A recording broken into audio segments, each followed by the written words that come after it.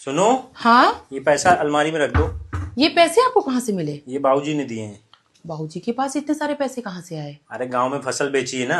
हाँ? वो अम्मा की 13वीं में हम लोगों ने पैसा लगाया था, तो बाकी भाइयों ने तो दिया नहीं। हाँ? तो मैंने भी बोल दिया कि हिसाब कर दो, और बचा कुचा हिसाब अगले साल की फसल में कर देंगे। हाँ, वो जो हिसाब अगले साल करेंगे ना, वो अपनी 13वीं का करेंगे। वो इसलिए ना कि उनको दिख गया कि उनकी औलादें कैसी हैं। ऐसी औलादों से तो इंसान के औलाद ही ना हो तो अच्छा है। आपको शर्म नहीं है ये पैसा लेने में? आपकी गलती नहीं है। आजकल समाज में यही हो रहा है कि माँ का अंतिम संस्कार हो रहा है, माँ की 13वीं हो रही है, पिता का अंतिम संस्कार हो रहा है, पिता की 13वीं हो रही है, तो उसमें हिसाब होता है, उसमें बंटवारा चलता है कि कितना पैसा कौन सा बेटा देगा।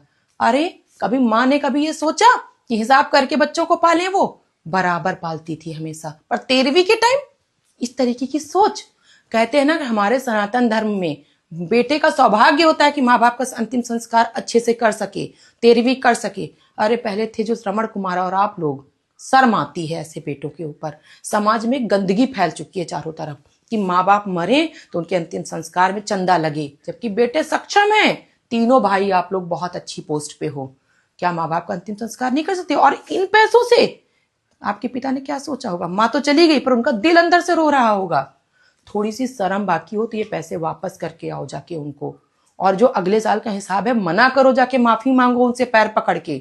अभी इसी धरती पे माफी मिल जाएगी। ये पैसे नहीं है, पाप हैं। माँ बाप का श्राप कभी नहीं लेना चाहिए।